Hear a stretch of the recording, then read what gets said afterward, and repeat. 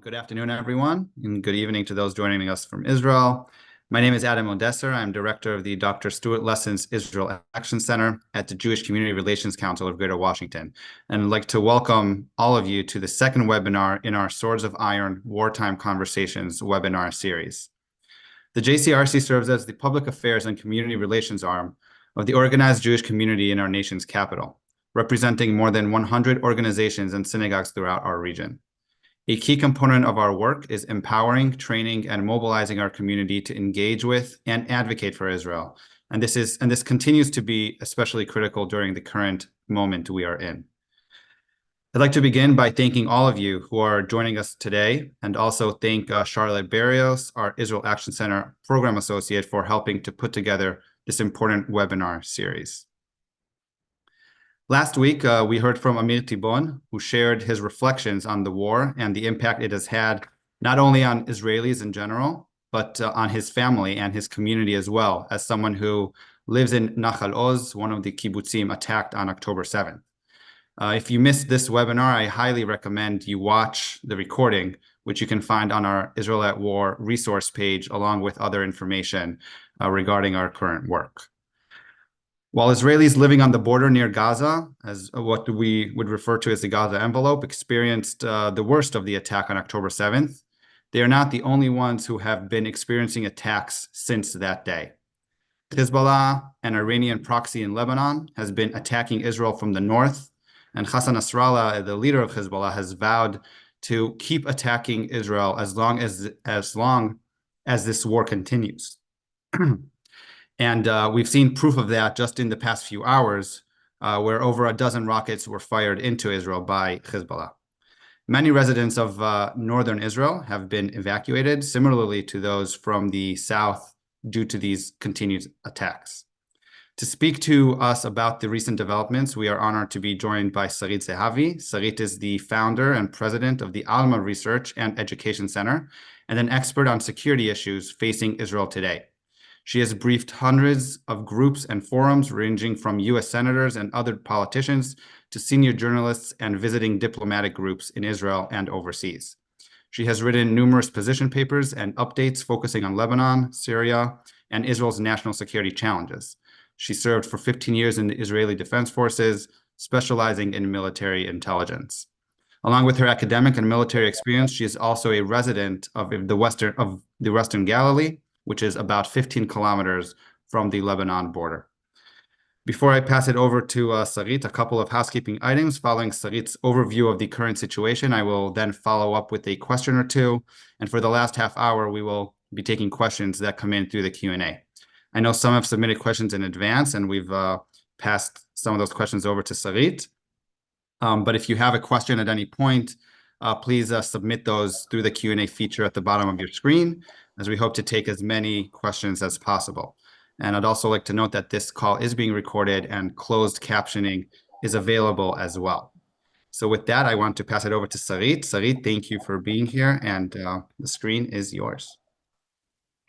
Thank you very much. As you said, I live around 9 kilometers from the Israeli-Lebanese border. It means that I was affected personally from what is happening over here. So I want to share with you, as a starter, my personal story. And I think that my life completely changed since October 7. I feel that I used to live in a nice, peaceful town in northern Israel, and it's not peaceful anymore. We hear all the sounds of war constantly. My dog already broke 2 doors because of the blast that we hear. We hear the hits, we hear the interceptions, we hear IDF artillery, we hear the drones, we hear the jets, everything that is happening around us. We hear it, and the feeling is that everything changed. For example, my little girl didn't go to school the first 2 months. Then they renewed schools, but they cannot go out. When there is a break, they cannot go out of the building, only stay inside the building. This is as stressful as it is to children in elementary school.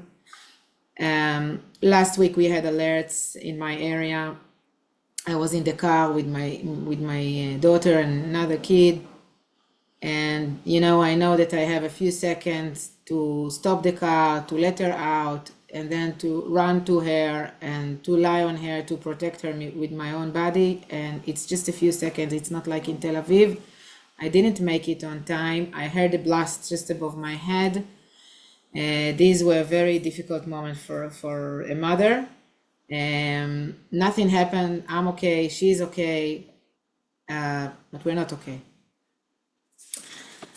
60,000 Israelis were evacuated almost since the war started. At first, they just packed a suitcase and left. You can see it in my map here. The evacuated communities. The black line is the border, and the blue dots are the communities which are evacuated. These are 43 communities that became ghost towns. As I've said, at first they voluntarily left because no one could promise us as the first few days of the war that Hezbollah would not do the same thing. And in a minute, I'll explain why I'm saying that. Quickly, a few days later, the government itself issued a warrant to evacuate all these communities, and since then they cannot come back. Not only because of the option of invasion, I think the IDF pretty much dealt with that, and I will explain in a minute, but more because of the fact that these communities are under attack every day. If I'm talking about numbers, so since this war started, we had a gradual increase of attacks, and then it stabilized pretty much on an average of 50 attacks every week coming from Hezbollah. These numbers are by Hezbollah itself claiming responsibility to these attacks, so it doesn't include attacks that nobody claims responsibility, which are happening. It doesn't include attacks that Hamas or other factions claims responsibility, which are happening as well. We had a few thousands of projectiles that were launched until now from various kinds. I want to share with you the different kinds. I think it gives you a little bit of sense what we are facing here. And it's kind of, good news and bad news, because on the one hand, we see, comparing to the beginning of the war, we see less use of anti-tank missiles, like what you see here, Alma and Cornet, and we see more use of rockets, as you can see here. Anti-tank missiles are very accurate. They are direct launching, meaning that Iron Dome cannot intercept them. We don't have alerts while these are launched, and they create a challenge because they are not launched only against tanks. They are launched against everything, military and civilian targets in Israel. Their range is very limited, though. It's up to 10 kilometers, and actually in most cases it is launched to less than that. In the past 2 weeks, the good news is that we see a decline in the use of anti-tanks, which of course I can't conclude what does this say to the next few weeks, but in the past few weeks we see a decline, but we do see an increase of the use of these rockets, which can be launched in barrages of up to 100 rockets, 40, 20, 30, almost every day. We have a barrage of rockets to one or that area. And these are launched to distances a little bit greater. Hezbollah didn't get up to Haifa with these rockets yet, but it is a possibility, and they are capable of getting to there. We had 900 drones, different types, that were launched against Israel since this war started. Probably most of them came from Lebanon. About 600 homes and buildings that were hit in the civilian communities or damaged by the hits in the civilian communities. That's the situation pretty much on the Israeli side. I must say that on the Lebanese side, there are some similarities. They have about 90,000 Lebanese that left their homes. I'm not saying evacuated because nobody ordered them to evacuate, they just left. The compensation is coming not from the Lebanese government, but from Hezbollah. They report of around 1,500 buildings that were hit, since Hezbollah is hiding this munition that you see here inside the homes or under the homes, inside the towns, inside the villages, using the Lebanese as human shields. So in this respect, everything you saw in Gaza exists the same way in South Lebanon. IDF itself announced that since the war started, it already attacked 4,000 targets in Lebanon. This is a huge, huge number, a very impressive number, I would even say. I want to share with you the numbers of the IDF as was published by the IDF. And I want to explain why it matters for us Israelis, these kind of numbers when we see them. So it's 4,000 targets, also target killings of 11 Hezbollah senior commanders and 4 Hamas senior commanders, and even 5 Iranian commanders of the IRGC, but these happened in Syria, not in Lebanon. You are looking at these numbers on the screen. The reason it's important because eventually we have 60,000 Israelis that were evacuated from their homes, and the constant question that is being asked, what will make them go back? And the answer is that security will make them go back. But the question is what kind of security varies from who is giving the answer.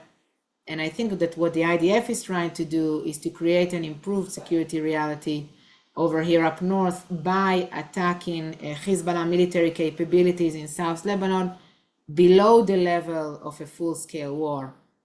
It is war, what is happening up north. It's important for me to emphasize. This war didn't start by the IDF. It started by Hezbollah in October 8 with his launching of anti-tanks and later on also all the rest. But I think that the policy of the IDF changed in the past few months. It started from really either retaliation or prevention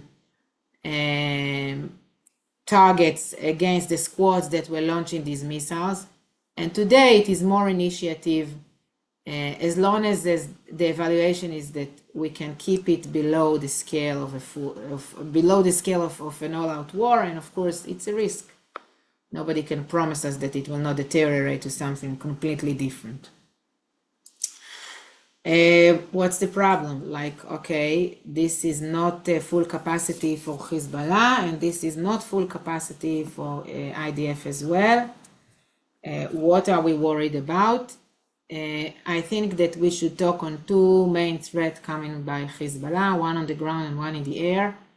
Let's start from the one on the ground. And as I've said, when Hezbollah attacked us in October 8 and opened the northern front, nobody could promise us, the people who are living up north, that Hezbollah will not do the same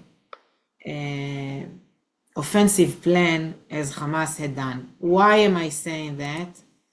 A decade ago, Hezbollah published a video about its offensive plan, a video that I want to share with you now, that all the details in the video are actually similar to what we saw happening with Hamas. Hezbollah, that's the title of this video, is Hezbollah's offensive plan to take over the Galilee.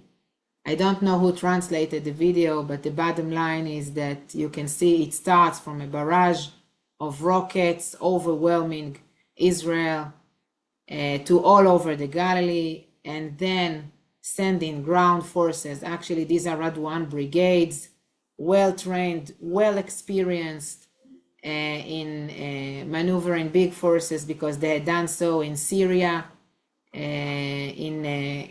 against the rebels in Syria. Each force that will enter into Israel has a mission, whether trapping civilians to become human shields, a mission meaning to get into a specific community and take over a specific community, whether it's Nahariya, Rosh Hanikra, Shlomi, Carmiel, whatever, while they have the specific details of this specific community, how to get there, how many people live there, which are the main roads, how far is it from the border. everything, actually what I'm saying, everything is exactly like was executed by Hamas, that had each force that entered into Israel had a specific kibbutz that it is going to take over, starting with barrage of rockets, infiltrating from various areas along the borderline, actually invading, also using an infiltration from the sea. In a minute you'll see the boats here as well, except this plan, which is similar to what Hamas has executed, was published a decade ago in Hezbollah, Lebanese TV, and it's about the Galilee, not about the South. The similarities are truly overwhelming. And when I saw that, even myself, I forgot all about this. I knew there is a plan, but I forgot the details. And when I opened it again in October 8th and I look at that, I said, okay, I'm taking my kids out of here. So this was the feeling back then. I think the feeling changed for a few reasons. The first and foremost is because IDF is now on the border, deployed here, and the whole attitude had changed, as I've said, attacking in Lebanon.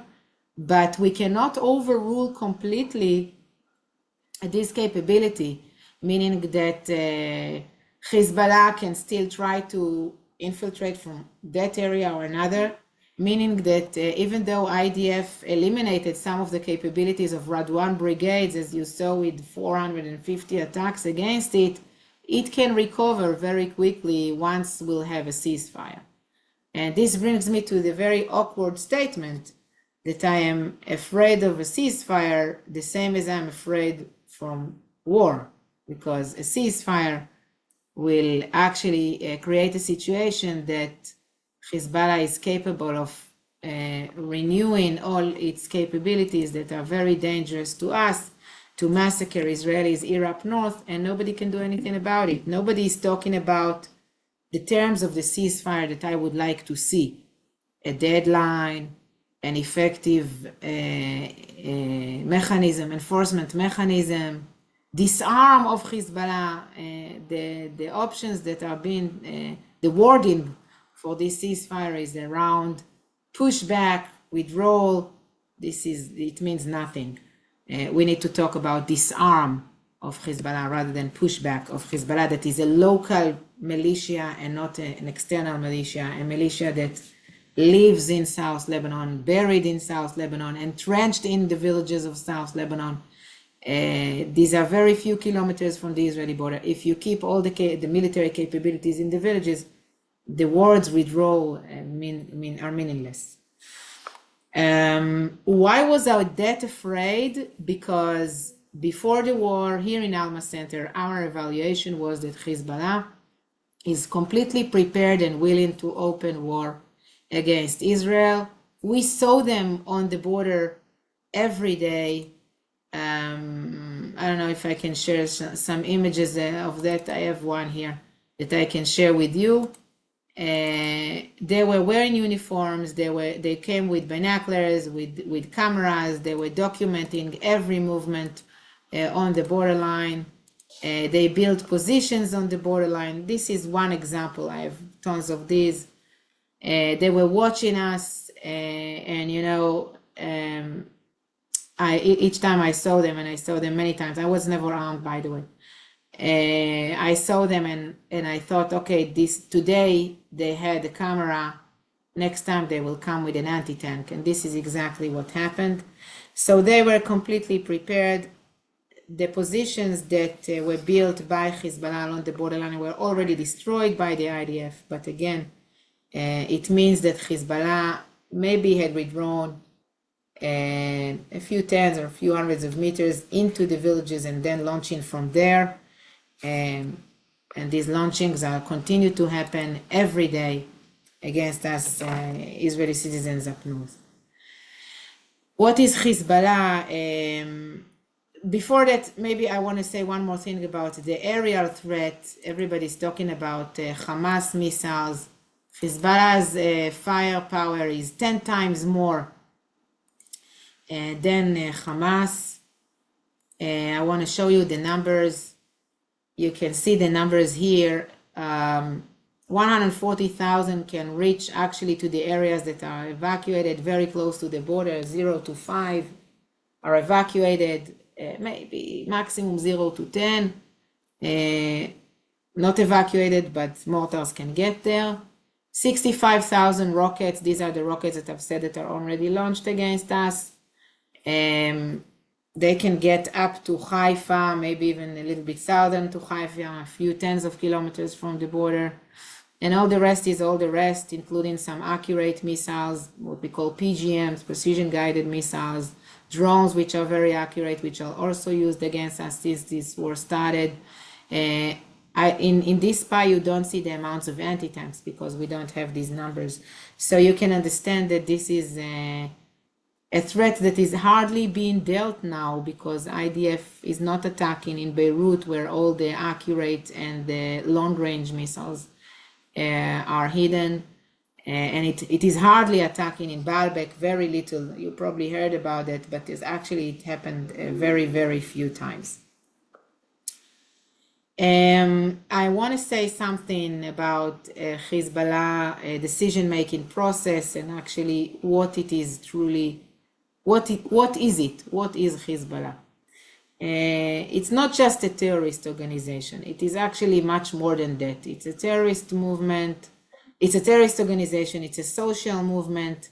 It's a political party. Maybe I should even say it's a terrorist army, not a terrorist organization. And the bottom line is that it is subordinate to Iran. You see the funerals and in the schools and on a borderline all the time, Iranian flags, pictures of Khomeini, of Khamenei, of Qasem Soleimani. Hezbollah is not hiding its Iranian identity. It is very, very present in the everyday life of the people, of the Shiite Muslims in Lebanon in general, and definitely in South Lebanon. Qasem Soleimani, the head of the proxies, the commander of the proxy militias of Iran in the Middle East that was assassinated by the Americans in Iraq a few years ago, is constantly commemorated in Lebanon. And actually, just before this war started, we saw an Iranian campaign around the terms unification of fronts, meaning creating a war of multi-front campaign against the state of Israel. What we had done in Alma, we took a video that was published by Iran as a propaganda under the title Joint Operation Room. I'm not sure there is a Joint Operation Room, but we took all the badges that appeared in the video of the proxy militias on the shoulders of the proxy militias that are allegedly working in one operation room, and they are working on the plan to attack the state of Israel. By the way, threats that are being made constantly by Iran leadership and by Hezbollah leadership during the war as well. And we put all these proxy militias on one slide as they appeared in the Iranian propaganda. And when you see that, you understand the whole picture. You understand there is a connection between everything that is happening since October 7th. We know that the Houthis of Yemen attacked almost 100 times against the ships in the Red Sea, already announced that they will try to extend the campaign not only in the Red Sea.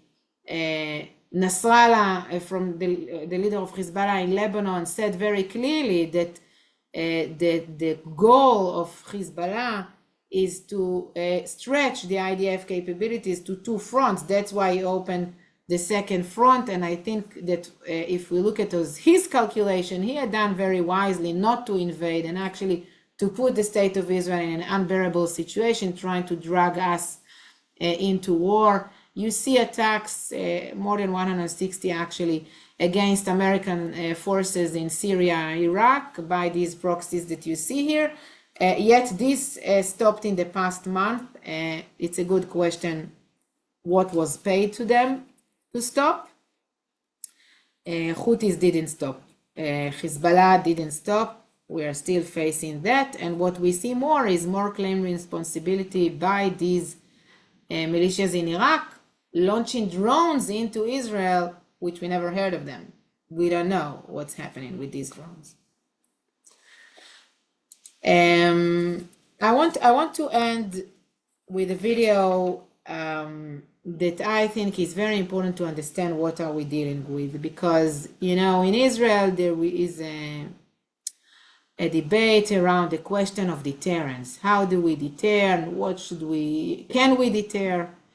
And I think that until October 7th, we believe that we can deter Hezbollah and Hamas and these organizations by make them pay a price, or make them believe they will pay a price if they will attack the state of Israel. I don't think that's the way to create deterrence against terrorist factions that believe in death, that cherish death over life. And I want to show you a video that actually explains what I'm trying to say.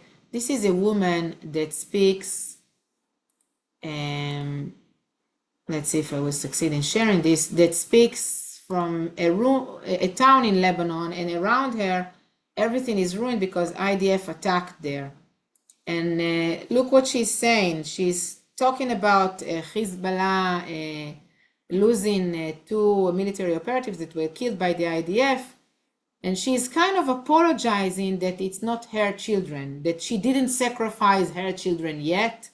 And she kind of hoped that she will sacrifice her children on behalf of Hezbollah, on behalf of the Shiite cause of martyrdom, Labayaka Hussein. That's the meaning of that. Hussein is a mythical martyr in the Shiite Islam.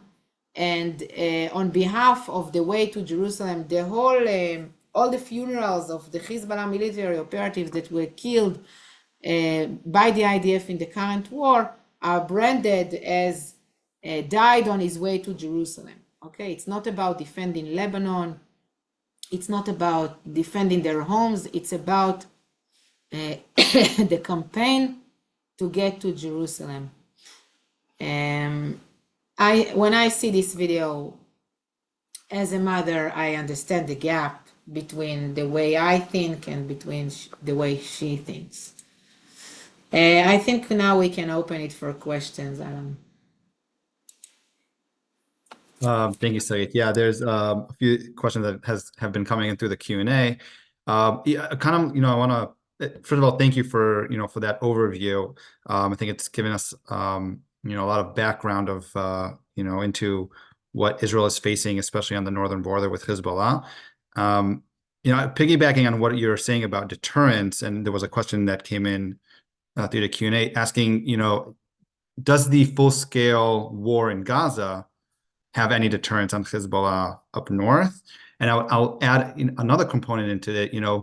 We know that there are internal politics in Lebanon that perhaps may or may not deter Hezbollah from operating or pushing Israel to go into a full-scale war into Lebanon.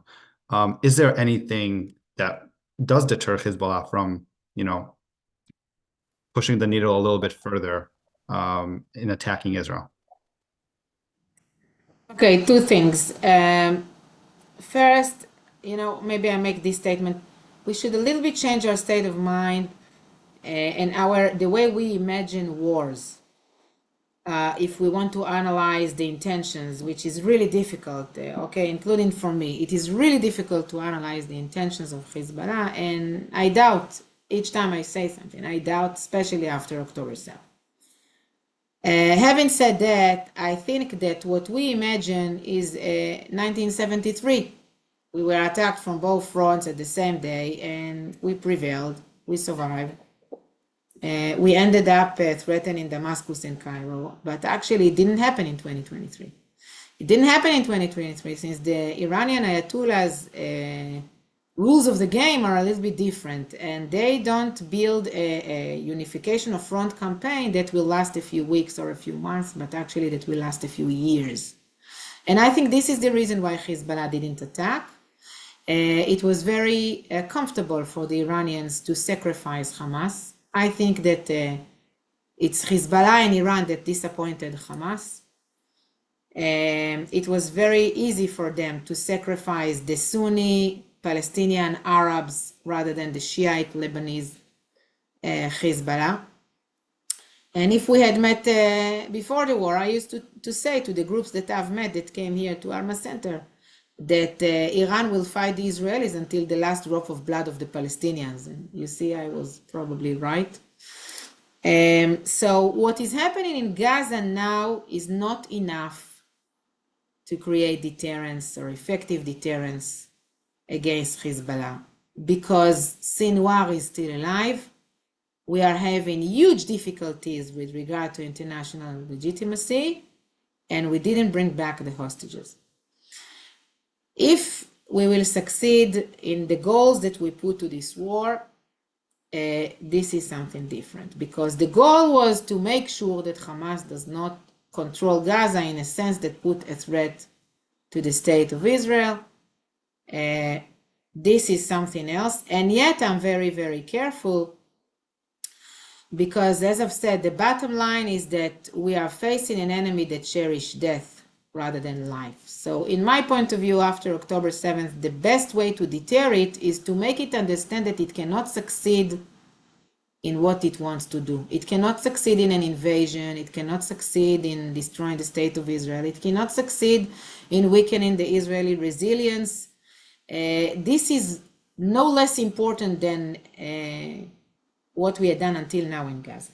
As for internal politics in Lebanon, if this, and I follow this closely, if this had meant something, I would see something happening here, meaning there are loud voices in Lebanon today against the current war, against the current damages that IDF caused to South Lebanon, against Hezbollah dragging Lebanon into an Iranian war. And yet Hezbollah is not stopping or decreasing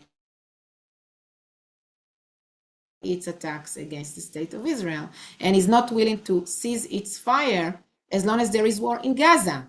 So I don't see this playing a role in decreasing escalation or something like that. Having said that, I do think that Hezbollah wants to preserve some kind of legitimacy, especially in light of what is happening in Gaza, and that's why it is not initiating a full-scale war, but trying to drag Israel into a full-scale war, while putting us, as I've said, in an unbearable situation, which is clear that we will have to deal with that, either a ceasefire or the limited military operations that we are doing, or something else. Thank you. And so I'll try to connect two questions here together, kind of following up on what you just said. You've referenced in your opening, in your remarks, talking about the plan to infiltrate Israel from the northern border that was basically done by Hamas through Gaza, from Gaza. So the first part of the question is: does Hezbollah still, have this capability of pulling off a similar attack, even though, as you mentioned, there's a lot more of military presence, IDF presence up in the north, but do they still have this capability? And then, adding to that, what should Israeli strategy be up in the north, whether it's regarding to the UN Security Council of Resolution 1701, or any military or diplomatic efforts that need to take place? Yes, IDF published last week, as I've said, 450 attacks against Radwan brigades, which are the force that received the mission to invade into Israel once they get the order. This is very impressive. Doesn't matter, exactly the details. The bottom line, this is very impressive. So we don't, and again, it's an evaluation, and I may be wrong, and I'm very cautious, but I don't think that Hezbollah is interested or capable of creating a full-scale invasion of, 3,000 warriors at this point.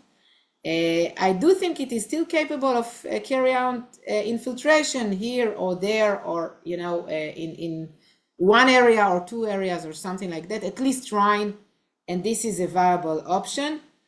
But I think that the bigger question is how long it will take Hezbollah to recover, which this is actually connected to your second question. Because 1701, the resolution that ended the previous war, talked about not enabling Hezbollah to recover. It suffered a lot of damages in 2006. And it talked about making sure that the area from the borderline to the Litani River, which is around 25 kilometers, will be free of any illegitimate weapon, personnel, warehouses of weapons, whatever.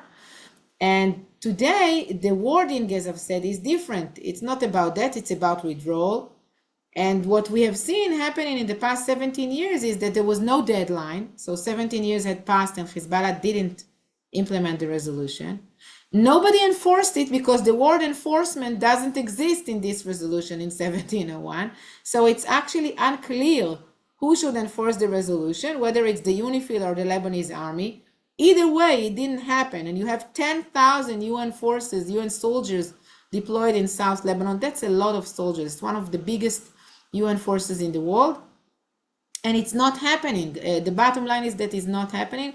And today, with the negotiations that are going on, we don't understand what kind of news do we have around a monitoring mechanism of with regard to the implementation. Moreover, the Lebanese are constantly saying, including this week, we expect Israel to implement 1701. So they want to see Israel stopping the flights in Lebanon, for example, which means less intelligence, less understanding of what's going on the other side of the border. This is a true problem. So what do you think the strategy of Israel should be in terms of, should they push for more diplomatic pressure on Hezbollah? Should they, there was a question asking about, should Israel build a wall similar that wasn't as effective in the south, but perhaps similar to what was supposed to be on the border of Gaza to prevent such an infiltration into Israel from the northern border? You just gave the answer in the question. It was not effective in the south, and any wall can be breached. We see this in various places around the globe. By the way, IDF started to build the wall, and part of the borderline is walled today, but it's not enough, as you can understand. They can come above and below and breach it, and it's not a true solution. It's not enough as a solution. I'm sorry, I don't have a good solution. I only have a bad option and another bad option and another bad option, and we will have to choose. And I think what the path that eventually was chosen by the Israeli government, and this is the strategy that we see today, is kind of a third path between the ceasefire and the all-out war, which is taking the initiative and attacking Hezbollah targets in Lebanon below the scale of an all-out war. Is this going to succeed? I'm not sure. Diplomatic arrangement, I've set the terms for a diplomatic arrangement. I've just talked about it, but I'm not sure that Hezbollah will agree to these terms. And I think we don't know, and this is a huge question. I can say we have an Israeli clock that is ticking, which we need to bring back the 60,000 people. There is an American clock that is ticking, and this is also important, which are elections by the end of the year, and it doesn't fit. But there is a third clock, which is the Iranian clock, and we don't know exactly what this clock looks like. Did they already start, or are they going to start, or what's exactly happening here? You don't paint a pretty picture here. So there's a few questions about Syria, but can you talk a little bit about Syria? I know there's been attacks from Syria. It's not the main front from the north with Lebanon and Hezbollah, but talk a little bit about Syria. We know there are different fractions, terrorist groups in Syria, and we've seen also recent military strikes by the IDF in Syria. So perhaps you can talk a little bit about Syria. So let's take a look at the map.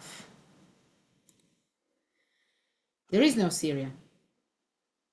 Actually, there is no Lebanon as well, but there is no Syria. Okay? It's not, there is no Syria and there is no Lebanon. It's kind of sound the same statement, but it's two different statements because it's two different countries with different story. There is no Syria because literally it is divided into areas of influence. The yellow area is more under the control of the Kurds. The purple area is allegedly under the control of the Syrian government, but there is presence of the Russians and there is presence of the Iranians. You can see area which is more affiliated with the Americans. Here, this is what's left of the rebels, which today are more affiliated with Turkey. and they are more jihadist, and here it's an area that is more affiliated with Turkey as well. This is Syria. That's the map of Syria today, kind of a hunt that everybody shares. Does this pose a threat to the state of Israel? Yes, but not as the same as Hezbollah in Lebanon, since we are at the beginning of the process. Iran already took over the advanced weapon industry in Syria, meaning that they have capability of manufacturing rockets inside Syria. Syria is a major player in the corridor of smuggling munition from Tehran through Iraq into Syria. The key area is here. I hope you can see my clicker, El Bukamal. That's the border crossing between Iraq and Syria, and this is how everything comes from the ground. Sometimes you see attacks of airports in Syria because there are flights that are coming from Iran with these kind of advanced weapons, landing in Damascus airport or in sometimes in Aleppo airport, etc.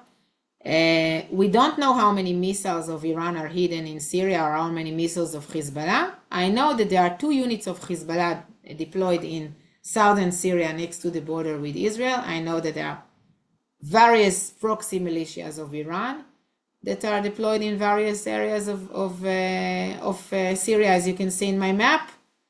And I think that if this threat will not be dealt as well, we are going to within a few years, the threat that will come from Syria will look like the threat from Lebanon, including the idea of human shield and including the idea of towns.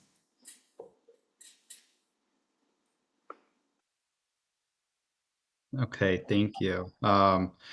Okay, so we've talked a little bit about Lebanon and Syria. I want to take us a little bit into Gaza. I know your focus is the north, but there was a question about kind of, we've seen, I'll put a little bit of framing here because we know currently, Israel has not gone into Rafah in Gaza. We know that there's little, if any, thought about human life within Gaza by Hamas. It doesn't seem that there are any pressure points or reason for Hamas to, put down its weapons or let any hostages be released as well. And we know there are negotiations taking place.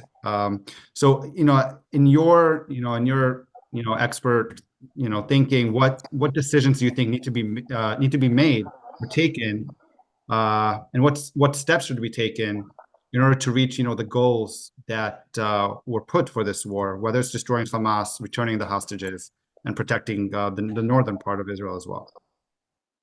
I'm not sure we knew that when this war started, but it is clear today that without taking Rafah, we are not going to get these goals. And I hope that after getting Rafah, we will get these goals, because I hope Sinwar and the hostages are still in Rafah and not elsewhere.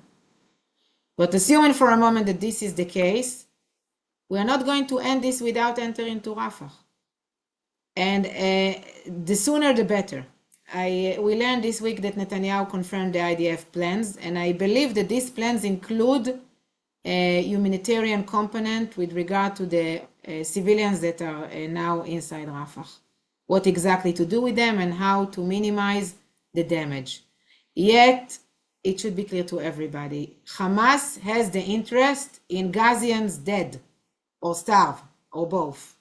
This is the interest of Hamas, because that's the way it protects itself. And as long as Hamas, as you said, there is no threat to Sinwar, because Israel is not maneuvering anymore, it is just raiding, and there is a difference. And we don't get, at least publicly, we don't get support from the American administration to enter into Rafah, and this public support has a meaning. It is important that we will get that, because it means fighting terror. We should all bear in mind, we are fighting a terrorist organization that its leaders are still in hotels in Doha, and everybody in the world is completely fine with that. A terrorist organization that was not denounced in the UN after October 7th. Actually, I agree. There is no pressure on Sinwar. What's the pressure? It had already lost most of Gaza. Now the only mission of Sinwar is to stay alive. That's it. And in his point of view, doesn't matter that Gaza was destroyed. He kept alive. He can renew his control over Gaza. He won. This is his point of view. Okay? That's why it's so important to make sure that this is not happening, that we will get him and all other leaders of Hamas, and that we will do that together with our allies in the international community. The whole world together will work with Israel against terror, because if we will not do it together and Israel will be left alone in this campaign, this is also a very problematic message to Hezbollah. That it's okay to massacre Israelis, and you can continue doing that. Thank you, Sarit. So there, you started talking about a little bit about, international partners that Israel might have, in the war to fight against, Hamas and Hezbollah. There's a question about talking about the influence of Russia in this war and in the war at all, if there is any. We know, they back Iran. They have a presence in Syria. Can you talk a little bit about how Russia plays a role in this war, if at all? First, I don't know. I want to be very careful. I don't know whether Russia knew about October 7th and how involved is it in this war. All I can say is that it is clear to me that when Iran made its calculation to pull the trigger by Hamas in October 7th, what they saw is first the necessity, which is blocking the progress in the normalization process between Israel and Saudi Arabia. And second, the lesson learned from Ukraine, that 2 years of war in Europe and Moscow is safe. That's the bottom line of all of that. And we are almost 6 months war now over here in the Middle East, and Tehran is safe. Nobody's talking about attacking Tehran. So when President Biden said that Iran is not interested in war, he was right. Iran is not interested in war in Iran. It is interested in war by its proxies in the Middle East. And we should maybe try to change, again, the perception of Iran here. One more thing about Russia and Iran. During my years with intelligence, I knew that Russia provides weapons to Iran. What happened during the war in Ukraine is that Iran provides weapons to Russia with the drones. These are Iranian drones that are attacking in Ukraine. And now we saw a factory of these drones being established in Russia, thousands of these drones. These are the same drones, by the way, that were provided to Venezuela. So they are threatening Miami.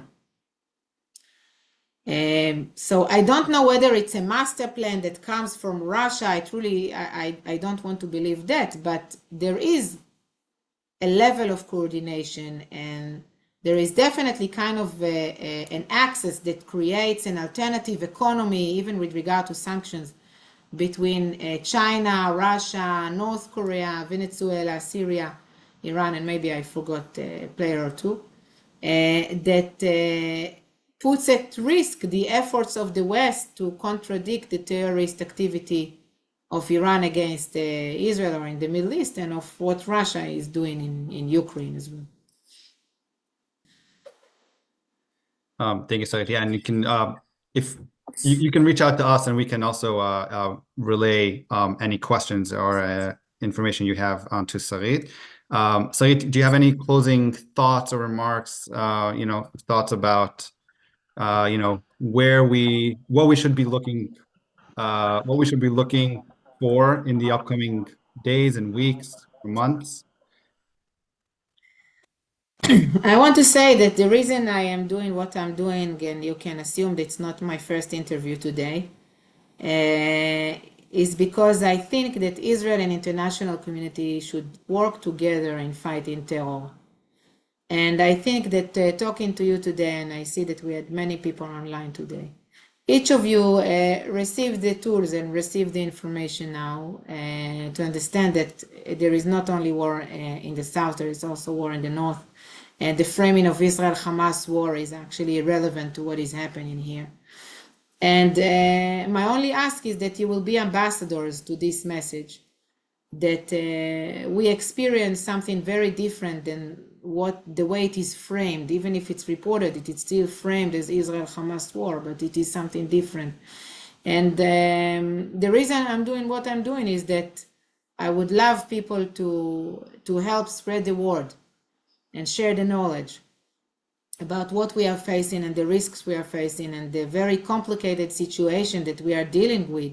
So if things will get out of control, which I cannot overrule this scenario, of course, people around the world in international community will understand why it went out of control.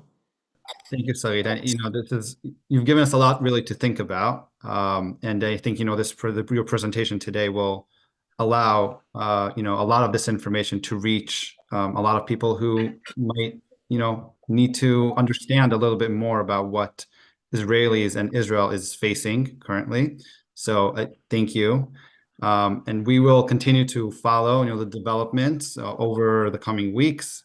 And next week we are hosting a journalist from the Jewish Insider, Lahav Elkov, who will talk to us a little bit about the impact of the war on Israeli politics and Israeli society, and the international impact as well. So please join us for that webinar.